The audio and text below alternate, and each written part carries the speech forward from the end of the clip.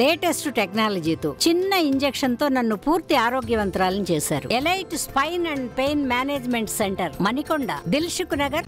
గులివింద గింజ తన వెనకున్న మచ్చ చూసుకోదు అన్నట్టుగా నిన్న బెంగళూరు రేవ్ పార్టీలో దొరికిన హేమక్క చాలా చాలా రకాలుగా ఇండస్ట్రీ వాళ్ళని ఎన్నో రకాలుగా నేనే పెద్ద ముత్తైదువుని, అన్నిటికీ నేనే బాధ్యురాలిని, నేనే అందరినీ ఉద్ధరిస్తున్నాను, ప్రతి వాటిలో నేనే ఉన్నాను, ఆడవాళ్ళకి చాలా చాలా హెల్ప్ చేస్తున్నాను, ఇండస్ట్రీ వాళ్ళందరూ నా మీదే ఆధారపడ్డారు, నేనే పెద్ద దిక్కుని, నేను మా అసోసియేషన్ ఎలక్షన్లో కానీ ఎక్కడ కానీ అన్నట్టుగా ఆవిడ ప్రవర్తించే తీరు చూస్తే నిజంగా బయట వాళ్ళు అమ్మో ఈవిడ పెద్ద నోరు మాట్లాడకూడదు అనుకునేవాడు.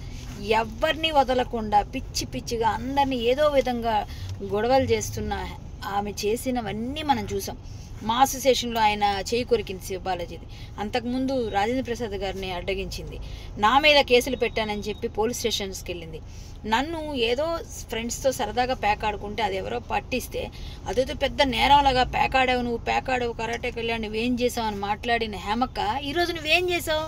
ఒక రేవ్ పార్టీలో డ్రగ్స్తో పాటు దొరికావు. నువ్వు ఈ శాంపిల్స్ వచ్చిన తర్వాత బెంగళూరు పోలీసులు నీకు ఖచ్చితంగా నీకేంటన్నది పనిష్మెంట్ ఇస్తారు.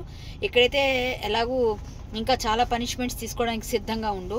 ఎందుకంటే ఒక మనిషికి ఒక మాట అనే ముందు కర్మ రిటర్న్స్ అంటారు. ఎప్పుడైనా మనం చేసిందే మనకు తిరిగి వస్తుందని. కాబట్టి ఇక ముందైనా జాగ్రత్తగా నడుచుకో. దేవుడి దయ వల్ల నీకు ఆ డ్రగ్స్తో ఏ సంబంధం లేకుండా, నీకు ఏ శాంపిల్స్లో ఎటువంటి ఇది లేకుండా నువ్వు ఉండాలని నేను మరొక్కసారి దేవుణ్ణి కోరుకుంటున్నాను. Good luck. ఇంకొకసారి ఎవరి మీద నోర్లు పారేసుకోకుండా ఆడవాళ్ళని అలాగా ఇలాగా అనకుండా ఉంటే బాగుంటుందని నేను కోరుకుంటూ. హేమకు అర్థమైంది ఇప్పటికైనా? మరిన్ని వీడియోస్ కోసం ఛానల్ ని సబ్స్క్రైబ్ చేయండి, లేటెస్ట్ అప్డేట్స్ కోసం వాట్సాప్ ఛానల్ ని ఫాలో చేయండి, అండ్ లింక్ డిస్క్రిప్షన్ లో ఉంది.